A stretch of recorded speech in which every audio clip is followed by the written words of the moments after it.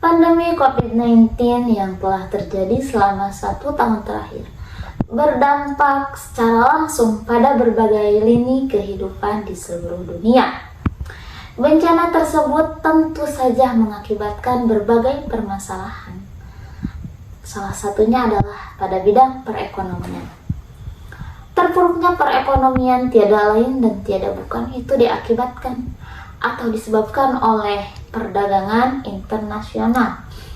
Hal ini terjadi karena adanya penundaan impor suatu barang yang dianggap mengandung virus.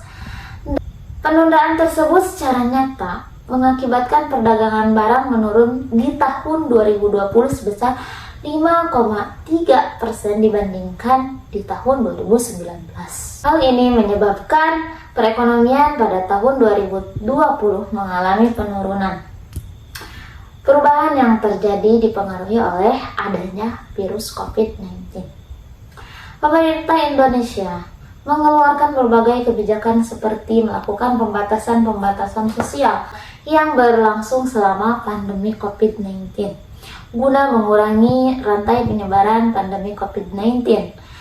Namun COVID-19 ini membuat masyarakat tak lagi dapat melakukan aktivitas perekonomian seperti sedia kala. Menanggapi situasi perekonomian negara yang kian memburuk, tentunya pemerintah harus segera merancang strategi yang dapat menstabilkan kondisi ekonomi seperti sedia kala. Berdasarkan uraian tersebut, maka di sini saya akan membahas mengenai upaya pemerintah dalam memulihkan perekonomian pasca pandemi melalui perdagangan internasional dan investasi.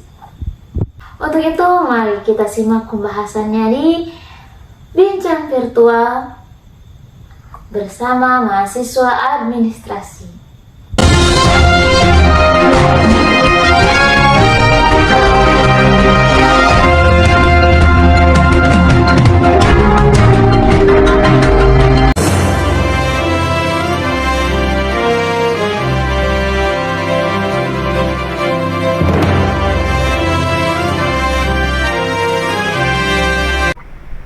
Assalamualaikum warahmatullahi wabarakatuh.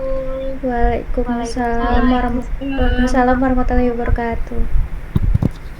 Selamat sore semuanya. Gimana nih kabarnya?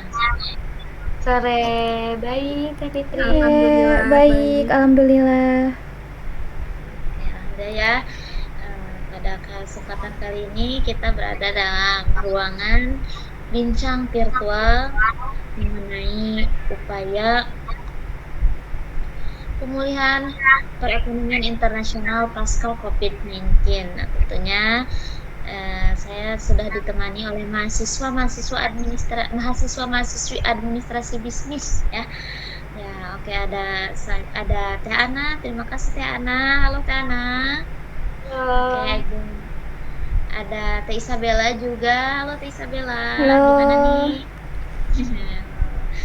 Juga ada Teh Wiwin. Teh Wiwin, halo. Halo. Oke, dan yang paling gampang juga ini ya, ada Ahmad Faisal. Halo Ahmad Faisal. Supaya mengefisienkan waktu nih ya dalam perbincangan kali ini, tentunya tadi ya upaya dalam memulihkan perekonomian internasional nih. Gimana nih Teh Ana dalam memulihkan perekonomian internasional? Saya mau bertanya dulu, gimana pandangan Teh Ana menurut Teh Ana ya terkait dampak COVID-19 pada perekonomian internasional? Silakan Teh Ana. Oke. Kalau dampaknya tuh jangan ditanya lagi ya. Kita semua tuh udah tahu banget gitu bahwa COVID-19 itu terjadinya sedunia gitu ya. Yang pertama itu pasti terpuruknya perekonomian nih. Tuh, yang salah satunya kan kayak disebabkan oleh perlambatan arus perdagangan internasional gitu. Karena kan kita sedunia gitu. Nah, yang pertama itu ada penundaan ekspor gitu ya, seperti bahan makanan, obat-obatan, juga ada penundaan impor juga produk karena takut tertular gitu ya sama virus ini. Nah, pada tahun 2020 ini mengakibatkan perdagangan barang itu menurun drastis tuh, sebesar 5,3% dibandingkan tahun 2019. Waktu awal COVID itu kan 2019 ya. tapi terpuruknya itu 2020 nih. Nah, tapi di tahun 2001-nya itu alhamdulillah itu kita tuh mengalami peningkatan akibat dari berbagai kebijakan gitu, yang berbagai negara yang memberikan doping kepada perekonomian seperti insentif dan subsidi gitu Teh Fitri. Iya, iya, baik. Terima kasih ya Teh Ana. Berarti penurunan perdagangan ya. Oke, tadi perdagangan ya. Saya mau bertanya nih kepada Teh Isabella. Perdagangan internasional. Menurut Teh Isabella, bagaimana ya upaya pemulihan pasca pandemi COVID-19 pada perdagangan internasional? Silakan, Bella. Dalam konteks ini, dalam upaya pemulihan pasca pandemi COVID-19, negara-negara juga harus menjaga kualitas diplomasi dengan negara lain. Salah satunya dengan membangun hubungan kerjasama di bidang ekonomi. Kesulitan ekonomi yang semakin berat akibat COVID-19 akhirnya mendorong negara-negara Afrika untuk membuka African Continental Free Trade Area pada awal Januari 2021. Kesepakatan ini dicapai untuk mengurangi batas perdagangan di benua Afrika dengan tujuan meningkatkan intensitas perdagangan intra-Afrika dengan tujuan meningkatkan kualitas industri, penciptaan lapangan kerja, dan meningkatkan daya saing perdagangan Afrika di panggung dunia. Adanya program ini diharapkan dapat mengurangi angka kemiskinan lebih dari 30 juta orang di seluruh dunia dan Afrika sendiri, dan meningkatkan kualitas hidup semua sektor ekonomi di benua tersebut. Selain itu, negara-negara ASEAN telah merencanakan untuk menerapkan integrasi digital untuk mendukung kegiatan bisnis di kawasan mulai akhir tahun 2020. Integrasi digital yang dicapai untuk berupa penukaran data untuk membantu persiapan kebijakan dan layanan publik serta melalui penyediaan berbagai solusi digital dengan tujuan meningkatkan ketahanan sektor ekonomi di masa pandemi COVID-19. Adanya integrasi digital di kawasan ASEAN diharapkan dapat membantu memulihkan kondisi ekonomi di negara-negara ASEAN dan meningkatkan PDB masing-masing negara menjadi 1 triliun USD pada tahun 2025. Pandemi COVID-19 telah menyebabkan sebagian besar negara menghadapi kesulitan ekonomi karena mobilitas manusia yang terbatas dalam segala semacam kegiatan. Oleh karena itu, negara perlu kreatif dalam merumuskan strategi pemulihan ekonominya berkat upaya tersebut. Perekonomian global perlahan akan kembali pulih sehingga dapat pulih seperti sedia kala sebelum pandemi COVID-19 melanda. Sekian dari saya, terima kasih. Oke, terima kasih ya Teh Isabel atas pendapatnya. Yaitu ya, tadi harus adanya kerjasama antara negara lain ya. Selanjutnya nih, saya juga mau bertanya kepada Teh Wiwin. Bagaimana nih pendapat Teh Wiwin tentang investasi sebelum COVID-19? Oke, silakan Teh Wiwin. Ya, baik. Berbicara terkait investasi, maka kita akan berbicara ya kondisi perekonomiannya. Sebelum adanya pandemi COVID-19 ini, kondisi perekonomian global masih menunjukkan pertumbuhan yang positif. Walaupun sebelum COVID ini, perekonomian global diselimuti dengan beberapa ancaman, salah satunya yaitu perang dagang antara Amerika Serikat dan Tiongkok, serta isu Brexit yang belum selesai.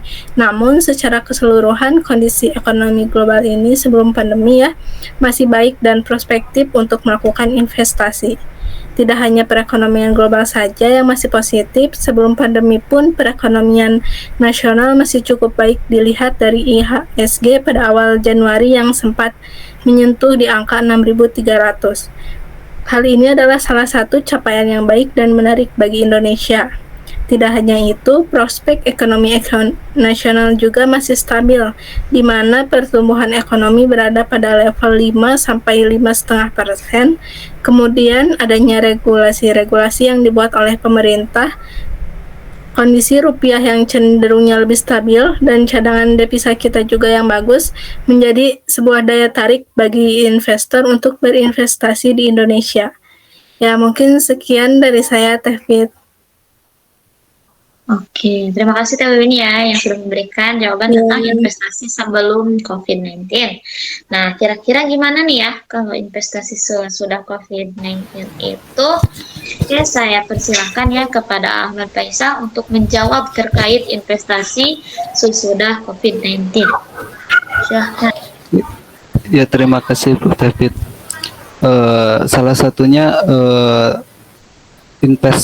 salah satunya perilaku investor dalam berinvestasi pada masa pandemi. Fluktuasi di pasar modal mempengaruhi perilaku investor dalam berinvestasi karena kita menganalisis pasar modal tidak hanya sekedar melihat angka saja, tetapi kita juga melihat dari aspek keuangan, perilaku atau ekonomi perilaku seseorang investor. Apabila investor tersebut kecenderungannya adalah investor yang menghindari resiko atau bahkan moderate, maka barangkali investor tersebut akan memilih untuk menarik dananya dari pasar modal dan kemudian menginvestasikan dananya pada skema atau instrumen investasi yang safe haven atau investasi yang memiliki tingkat risiko rendah, misalnya adalah emas. Apabila investor tersebut merupakan investor yang risk taker, maka dia akan tetap mempertahankan investasinya. Sekian dari saya, David. Oke, terima kasih ya Ahmad Faisal yang sudah menjelaskan tadi tentang itu ya investasi pasca COVID, yaitu adanya investor ya. Jadi kebijakan-kebijakan investor ya.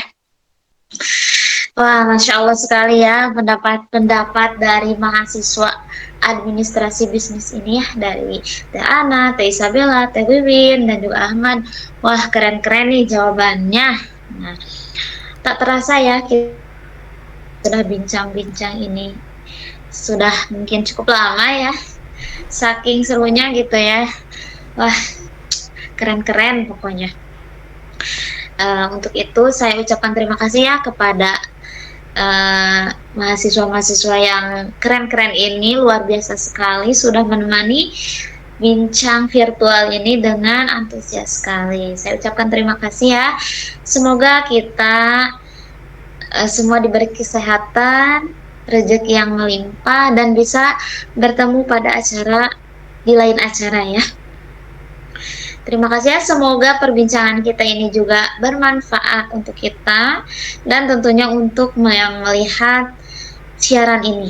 Oke, saya ucapkan terima kasih kepada Teh Ana, Teh Isabella, Teh Wiwin, dan Ahmad, dan dipersilahkan ya untuk mungkin kembali ke aktivitasnya atau keluar dari room ini. Terima kasih ya. Assalamualaikum warahmatullahi wabarakatuh. Dadah. Kembali Tevi. Waalaikumsalam warahmatullahi wabarakatuh.